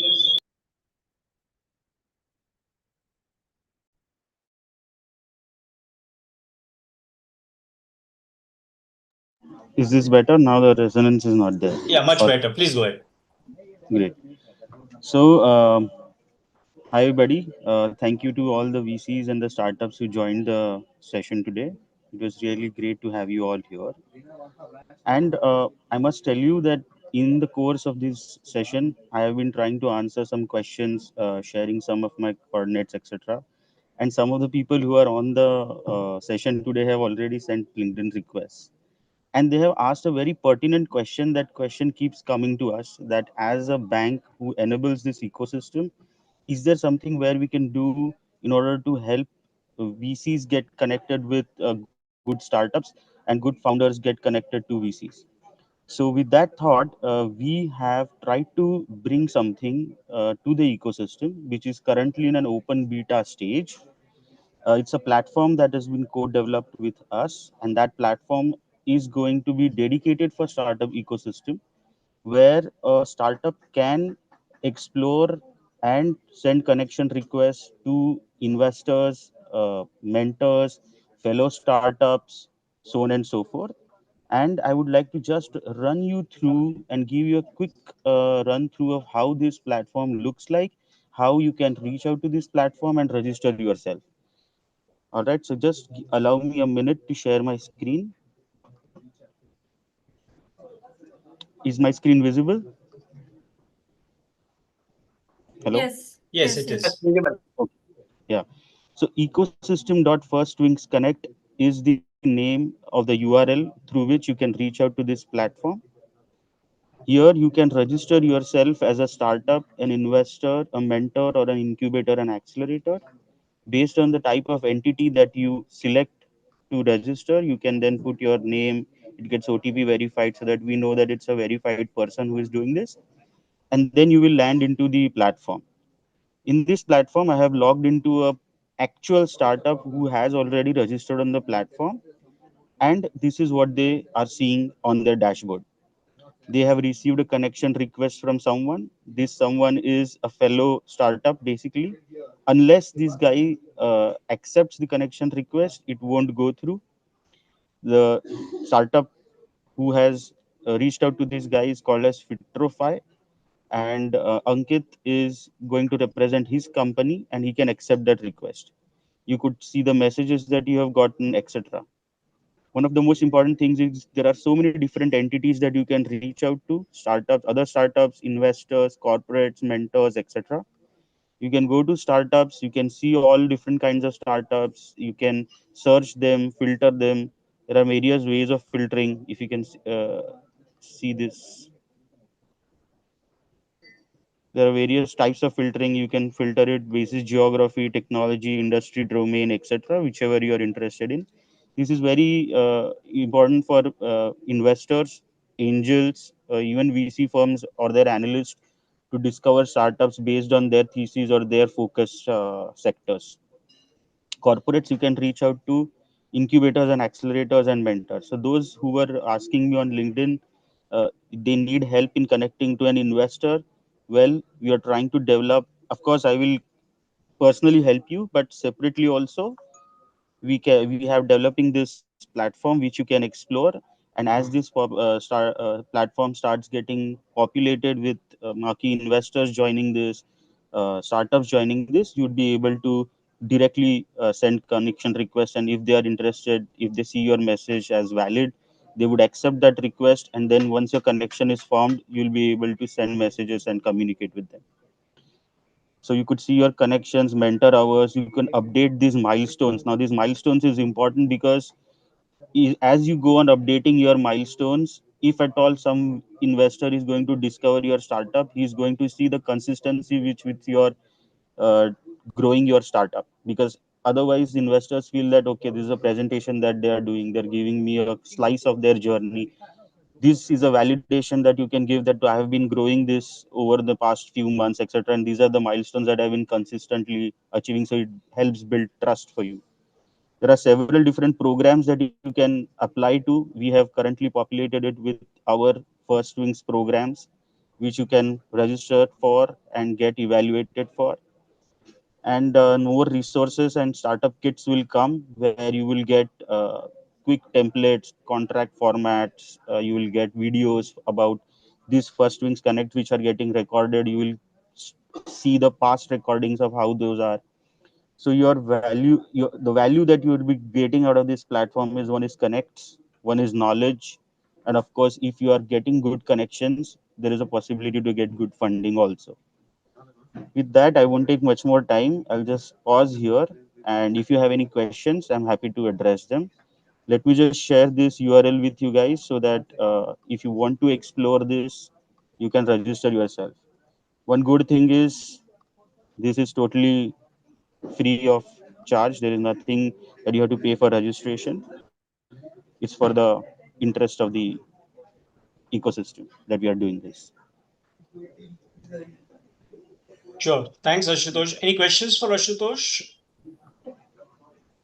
from anybody in the audience? I would certainly encourage all of you to just copy the URL, and whenever you have the leisure time, just go and create your profile, register, play with it, because it's clearly proving to be an awesome utility for the startup ecosystem, as we keep hearing from various founders who are joining it. And I must share one important piece, that your journey for the First Wings Connect program starts when your startup is listed on the portal.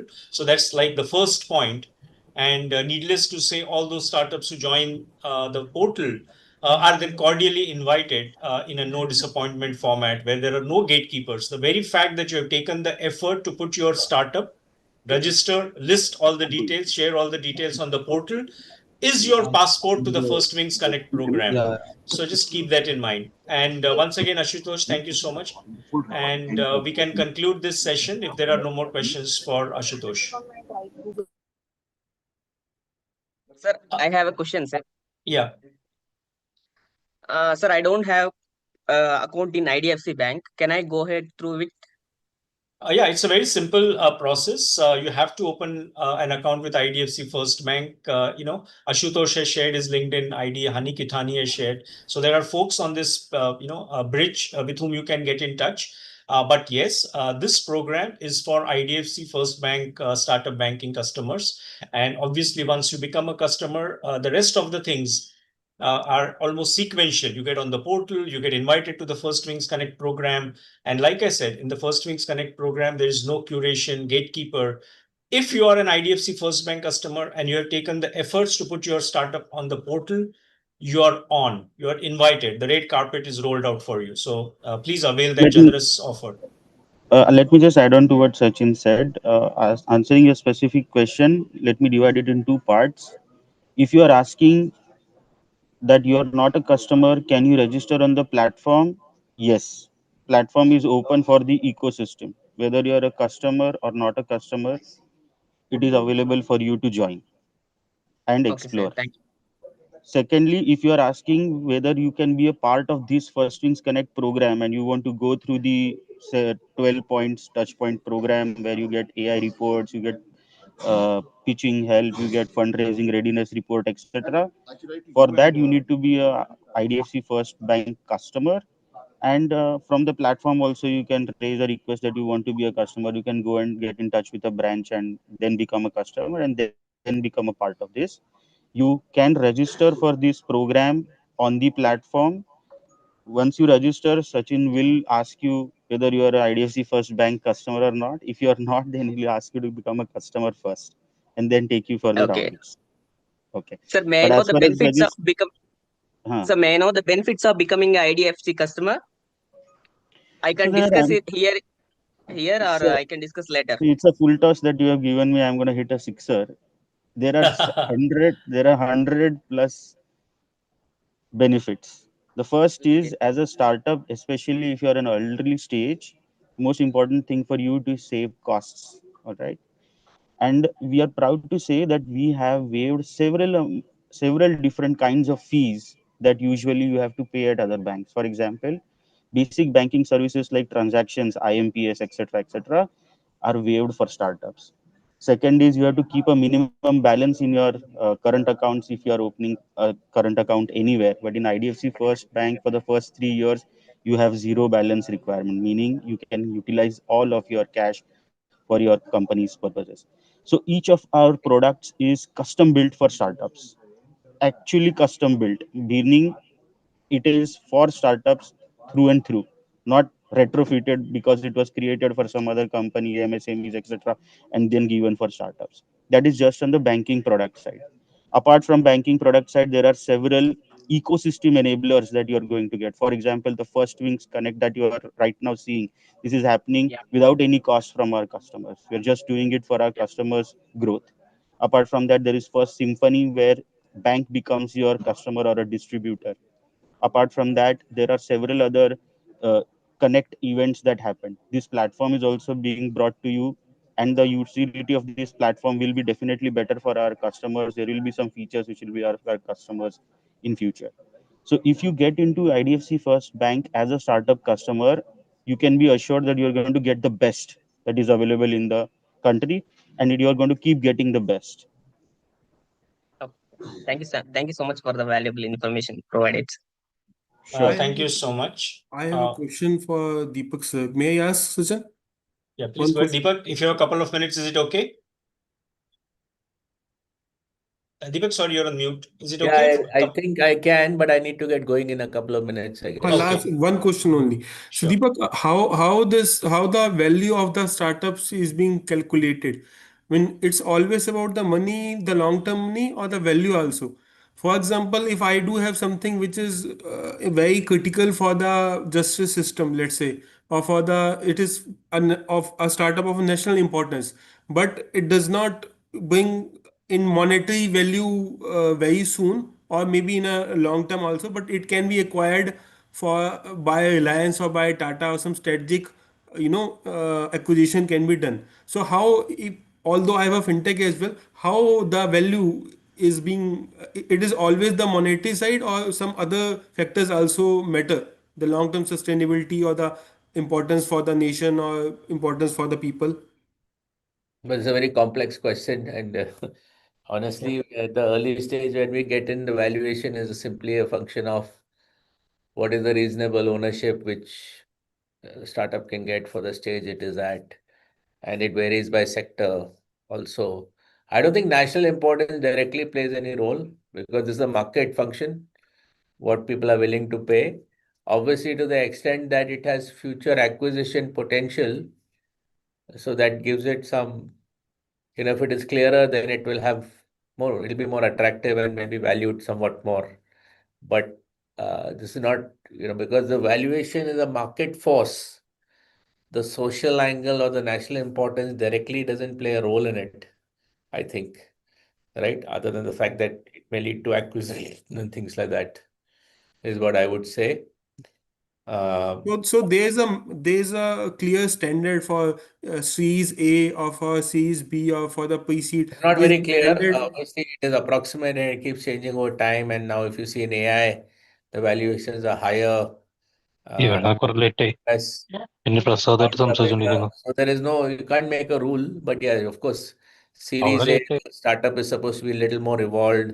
They're supposed to have a product out, should have some market validation, and therefore it is valued. So that's the classical venture stages. So it should be valued more to attract real institutional capital. So that's what I would say. It's a complex thing. I think even if you ask any early stage or classical VC, valuation is a very, it depends on who's willing to pay at that time and the competitive forces on a deal and things like that. So it's a very complex question, especially in venture. When you get to PE and all, then at those stages everything is more benchmarked, precise EBITDA multiples and things like that to some degree within a certain range. I have heard one of the very famous valuation expert from, I missed the name. So he said that when Uber was presenting, his value was something, but when he showed up the vision, the long-term vision of comprehensive vision, the value spiked. So the vision also matter in anyhow how better and how big we can do the vision part. Well, hollow vision doesn't matter, but obviously somebody's underwriting to the optionality of a large outcome. So if they, when Uber, by the way, started as a limousine service, which had a very modest market, but when it was probably seen as something that could expand the TAM, right? Or Airbnb, for example, that could expand the TAM to another level, then suddenly things change, right? So somebody can see that. Either sometimes the founder themselves are not able to articulate, but the investors can see it, so they are more eager to fund it or pay a little higher. Sometimes that also happens. Of course, if the founder has a vision, it's great, but I don't think it's a hollow vision matters. It's more like they really have the ambition to do something and some great insight, which aligns a bit with what the investor has some belief in. Yes. Clear line of action or the action plan to reach the vision. Yes, I think founders over-index on vision, especially at early stage, and because in the corporate literature, vision is a great thing. But I think it's more than vision, is the ambition and the burning nature of a problem and so many other things that they have to, that comes together naturally in the best founders. The vision is fine. The vision keeps scaling for the best founders who shake hands with ambitious investors, right? It's never static. Very true. Thank Very you. true. Thank you for the. Thank you, Kapil. Thank you, Deepak, for Thank you, Deepak. For the awesome insights once again. We can now conclude the session. And sincere thanks to all the participants, the folks who attended right from the start and stayed back till now. We'll, of course, be sharing various clips, and IDFC First Bank's portal is likely to carry that as well. A big thank you to the First Wings Connect team. A big thank you to the Startup Banking Vertical team at IDFC First Bank. And Deepak, once again, thank you so much. Thanks to all the founders who presented, and we conclude this session. Please be there for the 15th to 19th presentation week of founders that we have lined up. And watch out for the space, as we'll keep coming up with dates for the next set of webinars, as and when they are set up. They usually, with a space or an interval of a month. Once again, thank you so much, and signing off. Best of luck, best wishes.